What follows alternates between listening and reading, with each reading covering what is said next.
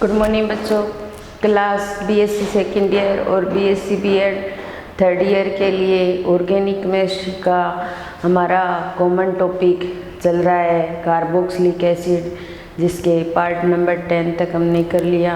काफ़ी बड़ा चैप्टर जिसका पार्ट नंबर 11 हम करने जा रहे हैं। और हमने शुरुआत की थी हाइड्रोक्सी अम्ल, और हाइड्रोक्सी अम्ल के अंदर हाइड्रोक्सी एक क्षारकीय अम्ल की शुरुआत की थी। ऐसा अम्ल जिसके अंदर एक ही OH समूह प्रेजेंट होता है और एक ही कार्बोक्सिलिक समूह प्रेजेंट होता है, उसे हाइड्रोक्सी एक क्षारकीय अम्ल कहा जाता है। जिसके बनाने की विधियाँ हम कर रहे थे, कुछ विधियाँ हमने कर ली थी, 3 मेथड शायद हमने कर लिए थे। और चौथा मेथड आता है कीटो एस्टर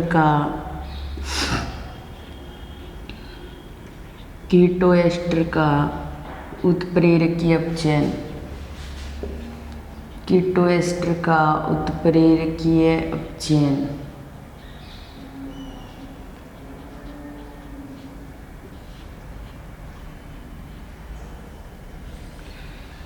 कीटो एस्टर का उत्प्रेरकीय अपचयन, कीटो एस्टर बोलो या एसिटो एसिटिक एस्टर बोलो, एक ही बात है, ठीक है। तो जिसके अंदर कीटोनिक समूह भी प्रेजेंट हो और जिसके अंदर एस्टर समूह भी प्रेजेंट हो, वो क्या होता है,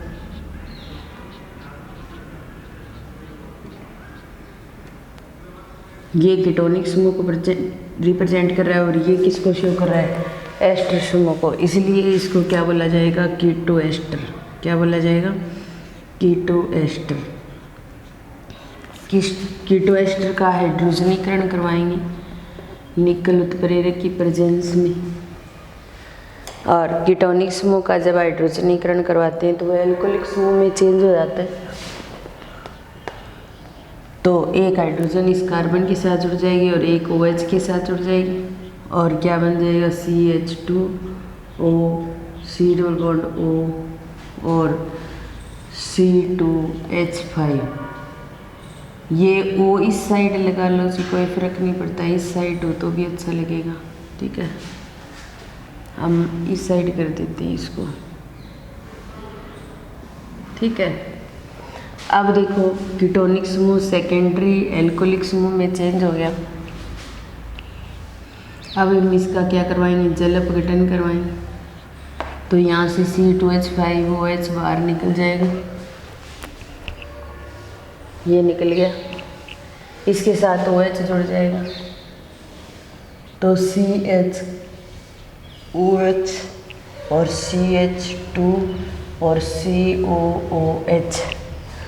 अब इसके अंदर एक ही तो कार्बोक्सिलिक समूह है और एक ही क्या है, OH समूह है। तो कीटो एस्टर का उत्प्रेरकीय अपचयन, निकल उत्प्रेरक की उपस्थिति में हमने हाइड्रोजनीकरण करवाया। तो कीटोनिक समूह का हाइड्रोजनीकरण जब करवाते हैं तो वो एल्कोहलिक समूह में बदल जाता है और जब इसका जल अपघटन करवाते हैं तो यहाँ से C2H5OH बाहर निकल जाता है और हमें क्या प्राप्त होता है, हाइड्रोक्सी अम्ल। और कौन सा हाइड्रोक्सी अम्ल, beta hydroxy acid. Beta hydroxy acid हमें प्राप्त होता है। फिर उसके बाद में नेक्स्ट जो मेथड आता है रीफॉर्मेट्स की अभिक्रिया। रीफॉर्मेट्स की अभिक्रिया आपने पहले भी की है इस अभिक्रिया को एल्डिहाइड वाले चैप्टर में।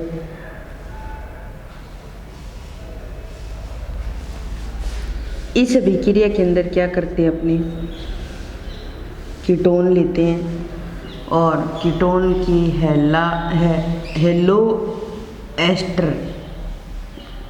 हेलो एस्टर के साथ में या अल्फा हेलो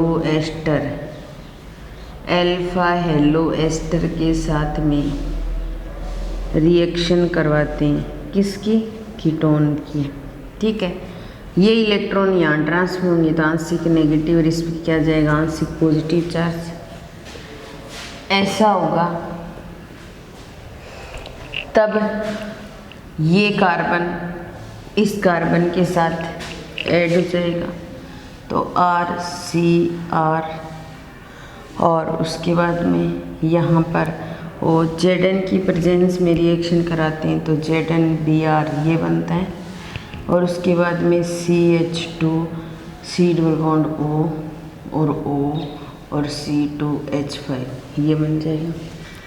फिर हम इसको जल अपघटित करवाएं तो ये ZnBr बाहर निकल जाएगा। इसके स्थान पर क्या आ जाएगा, O के साथ H जुड़ जाएगा, ठीक है।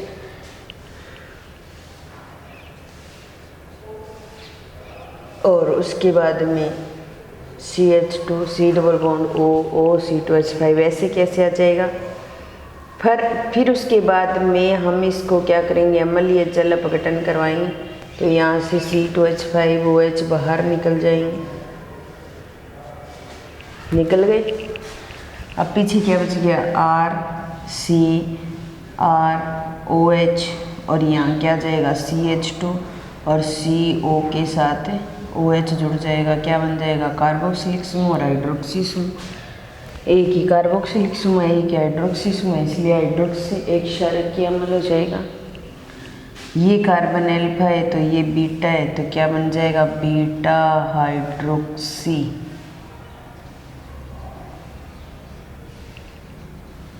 एसिड, क्या बन जाएगा, बीटा हाइड्रोक्सी एसिड। तो ये थी रीफॉर्मेट्स की विक्रिया जिसको हम पहले भी कर चुके हैं। तो कीटो एस्टर का उत्प्रेरकीय अपचयन करवाकर बीटा हाइड्रोक्सी एसिड बनाया। रीफॉर्मेट्स की विक्रिया में कीटोन की अल्फा एलो एस्टर के साथ रिएक्शन करवाते हैं, इलेक्ट्रॉनों का ट्रांसफर होता है। यहाँ ऑक्सीजन पर नेगेटिव और इस पर क्या होता है, पॉजिटिव चार्ज होता है। Zn की प्रेजेंस में रिएक्शन करवाई जाती है तो Zn और Br दोनों इसके साथ जुड़ जाते हैं। फिर अपनी क्या करवाते हैं, जल अपघटन करवाते हैं, इसके साथ H आ जाता है।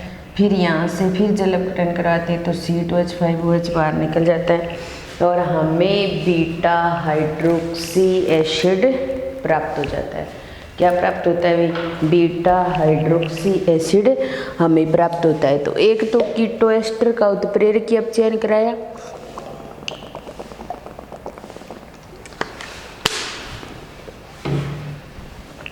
और दूसरे हमने क्या किया, रीफॉर्मेट्स की विक्रिया को करवाया। दोनों ही विक्रियाओं के द्वारा हम क्या करते हैं, हाइड्रोक्सी एसिड प्राप्त करते हैं।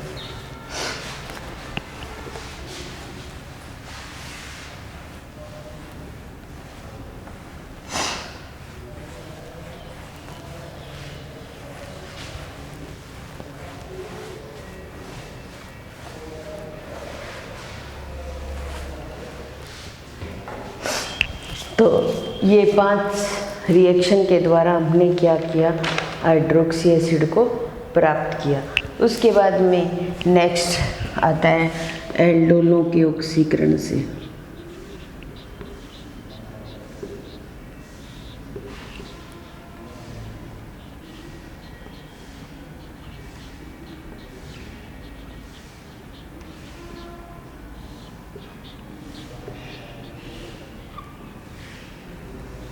एल्डोलों के ऑक्सीकरण से एल्डिहाइड वाला चैप्टर किया था हमने क्या बनाए थे, एल्डोल बनाए थे। कैसे बनाए थे, जैसे देखिए हमने एक तो यहाँ पर क्या लिया था, सबसे पहले एल्डोल बनाएंगे हम, तभी हमें आएगा करना। और यहाँ पर भी दूसरा एल्डिहाइड का मॉलिक्यूल लिया था हमने। इसको मैं यहाँ CH2 कर दूँ, यहाँ H कर दूँ, कोई फर्क नहीं पड़ता। ये इलेक्ट्रॉन यहाँ ट्रांस हो जाएंगे, इस पर नेगेटिव और इस पर क्या जाएगा, पॉजिटिव। हमने इस हाइड्रोजन को यहाँ लेके आई तो ये कार्बेनियम में बनेगा, ये इसके साथ जुड़। तो ये बनाया था हमने CH3 CH और OH और CH2 CHO। रिएक्शन तो यहाँ से स्टार्ट होती है। ये क्या है, एल्डोल है, ये एल्डोल, ठीक है। रिएक्शन तो यहाँ से स्टार्ट होती है, लेकिन हमें पता तो होना चाहिए कि हमने एल्डोल बनाया कैसे या एल्डोल संघनन किया कैसे। हमने एल्डिहाइड के 2 मॉलिक्यूल लिए, और 2 मॉलिक्यूल लेकर के हमने एल्डोल बनाया जिसका नाम होता है अल्फा और बीटा, जिसको बोला जाता है बीटा हाइड्रोक्सी एल्डिहाइड।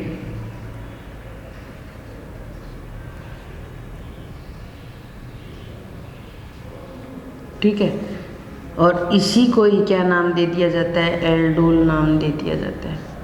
ठीक है, अब हमें इसी एल्डोल का क्या करवाना है, ऑक्सीकरण करवाना है। और ऑक्सीकरण कराना है तो किसका ऑक्सीकरण होगा, एल्डिहाइड समूह का ऑक्सीकरण होगा। और एल्डिहाइड का जब ऑक्सीकरण करवाते हैं तो क्या बनता है, कार्बोक्सिलिक एसिड। तो एल्डिहाइड को किस में चेंज कर देंगे, कार्बोक्सिलिक समूह में। तो CH3 CHOH और CH2 और COOH, ये अल्फा और ये बीटा। तो पहले हमारे पास क्या था, बीटा हाइड्रोक्सी एल्डिहाइड था, अब बीटा हाइड्रोक्सी एसिड बन गया। तो हमने किसका निर्माण कर दिया, हाइड्रोक्सी अम्ल का, वो भी कौन सा, हाइड्रोक्सी एक क्षारकीय अम्ल का। तो एल्डोल का अगर ऑक्सीकरण करवाएं हम तो उससे भी हम क्या कर सकते हैं, हाइड्रोक्सी अम्ल बना सकते हैं। ठीक है, नेक्स्ट रिएक्शन आती है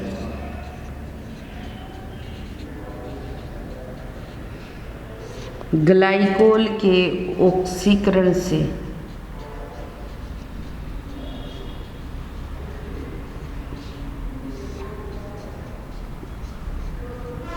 ऑक्सीकरण का मतलब ऑक्सीजन को ऐड करना है और हाइड्रोजन को निकालना है। कोई भी एक कंडीशन अप्लाई होती है तो मतलब उसका क्या होता है, ऑक्सीकरण होता है। ठीक है, ग्लाइकोल एक डाईहाइड्रिक एल्कोहल होता है, CH2OH और CH2OH, ये क्या है हमारे पास, ग्लाइकोल है।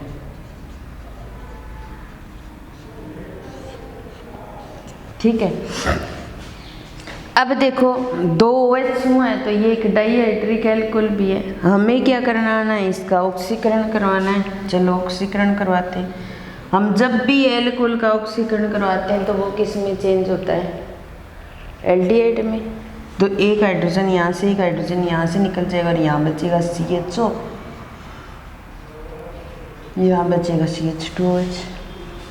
फिर इसका ऑक्सीकरण करवाते हैं तो एल्डिहाइड का जब ऑक्सीकरण करवाया जाता है तो वो कार्बोक्सिलिक समूह में बदल जाता है और CH2OH, ये अल्फा कार्बन, तो alpha hydroxy acid, alpha hydroxy acid. क्योंकि इसके अंदर एक ही कार्बोक्सिलिक समूह और एक ही OH समूह है तो अल्फा हाइड्रोक्सी एसिड हो जाएगा। तो इस तरीके से एल्डोल के ऑक्सीकरण के द्वारा भी हम हाइड्रोक्सी एसिड बना सकते हैं, ग्लाइकोल के ऑक्सीकरण के द्वारा भी हम अल्फा हाइड्रोक्सी एसिड बना सकते हैं। तो ये थे हाइड्रोक्सी अम्ल बनाने की विधियाँ, वो भी हाइड्रोक्सी एक क्षारकीय अम्ल बनाने की विधियाँ थी जो कंप्लीट होती हैं। 7 मेथड है बनाने की, ध्यान से करना भी।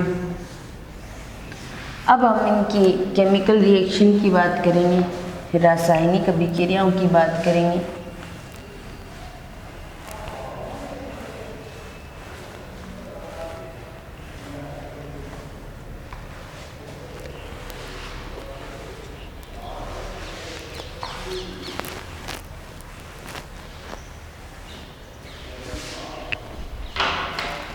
अब आते हैं रासायनिक अभिक्रिया, हाइड्रोक्सी अम्ल की रासायनिक अभिक्रिया।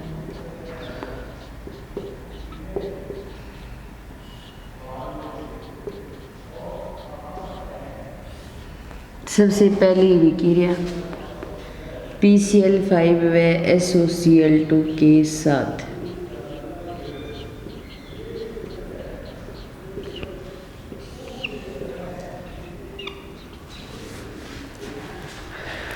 हाइड्रोक्सी अम्ल की PCl5 या SOCl2 के साथ अभिक्रिया करवाएंगे हम।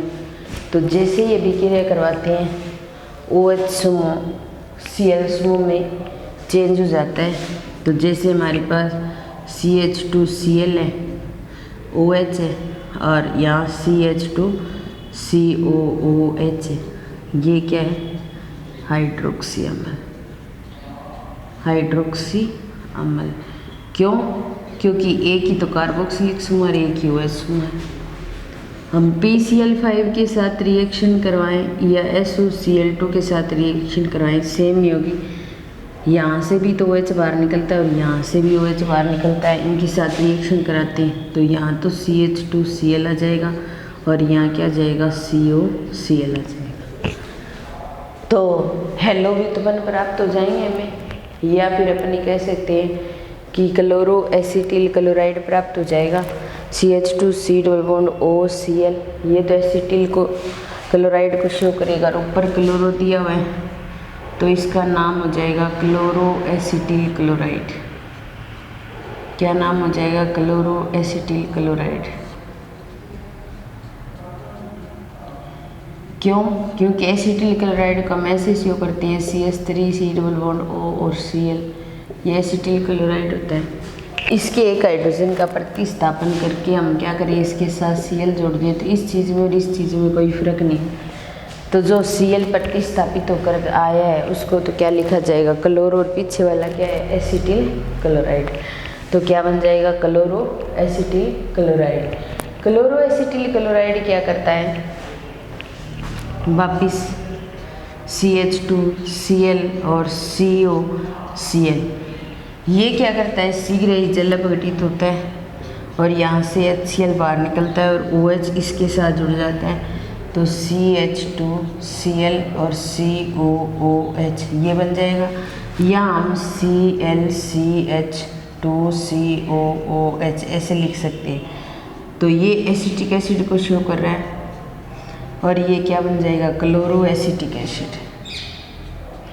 तो शीघ्र ही जल अपघटित होकर के क्या करेगा, क्लोरो एसिटिक एसिड का निर्माण करेगा, क्योंकि एसिटिक एसिड को CH3COOH ये एसिटिक एसिड होता है। इसके एक हाइड्रोजन का प्रतिस्थापन Cl द्वारा कर दिया जाए क्लोरो एसिटिक एसिड, तो इसलिए इसका नाम क्या हो जाएगा, क्लोरो एसिटिक एसिड हो जाएगा। तो PCl5 SOCl2 के साथ जब रिएक्शन करवाते हैं तो PCl5 और SOCl2 आपस में रिएक्शन करके क्या करते हैं, हाइड्रोक्सी अम्ल किस में चेंज होता है, क्लोरो एसिटिल क्लोराइड में चेंज होता है। और इधर क्लोरो एसिटिल क्लोराइड शीघ्र ही जल अपघटित होकर के किस में चेंज हो जाता है, क्लोरो एसिटिक एसिड में। ये थी PCl5 के साथ अभिक्रिया।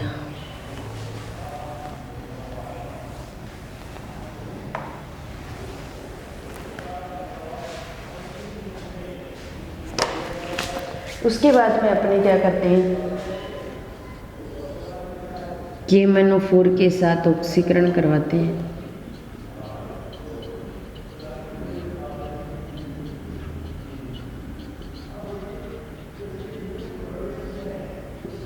किसका भाई, हाइड्रोक्सी अम्ल का।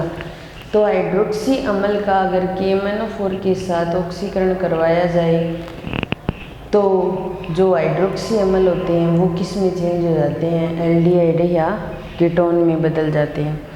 तो जैसे देखिए हम लेते हैं हाइड्रोक्सी अम्ल, तो यहाँ पे RCHOH और COOH, अल्फा कार्बन तो अल्फा हाइड्रोक्सी एसिड, क्या है, अल्फा हाइड्रोक्सी एसिड। इसका ऑक्सीकरण करवाएं हम KMnO4 की प्रेजेंस में। KMnO4 की प्रेजेंस में रिएक्शन करवाते हैं तो ये ग्रुप जो होता है वो तो किस में चेंज हो जाता है, एल्डिहाइड में ये, और यहाँ से HCOOH ये किस में चेंज हो जाता है, फॉर्मिक एसिड में। तो ये तो क्या बन गया, एल्डिहाइड में चेंज हो गया और ये किस में चेंज हो गया, फॉर्मिक एसिड में, फॉर्मल्डिहाइड से फॉर्मिक एसिड। फिर उसके बाद में अगर हम इस हाइड्रोक्सी एसिड को इस तरीके से ले लें तो ये भी अल्फा कार्बन है, ये भी क्या है, अल्फा हाइड्रोक्सी एसिड है। दो प्रकार से ले सकते हैं अल्फा हाइड्रोक्सी एसिड, ठीक है। इसका अगर ऑक्सीकरण करवाते हैं हम KMnO4 के साथ में तो ये किस में चेंज हो जाता है, ये तो कीटोन में चेंज हो जाता है, और यहाँ से CO2 के रूप में बाहर निकल जाती है और एक H2O बाहर निकल जाता है। तो कहने का मतलब है कि हमने KMnO4 के साथ अगर हाइड्रोक्सी एसिड का ऑक्सीकरण करवाते हैं तो हमें मेन जो प्रोडक्ट प्राप्त होते हैं वो कौन से प्राप्त होते हैं? एल्डिहाइड प्राप्त होता है, कीटोन प्राप्त होता है। यहाँ एल्डिहाइड के साथ फॉर्मिक एसिड बाहर निकल जाता है, यहाँ कीटोन के साथ CO2 और H2O बाहर निकल जाती है। तो ये था हाइड्रोक्सी एक क्षारकीय अम्ल के अंदर हम क्या करवाते हैं? KMnO4 के साथ ऑक्सीकरण करवाते हैं। क्या करवाते हैं भाई? KMnO4 के साथ ऑक्सीकरण करवाते हैं। बाकी रिएक्शन इसकी नेक्स्ट क्लास में करेंगे। आज तो क्लास का समापन यहीं करते हैं। धन्यवाद।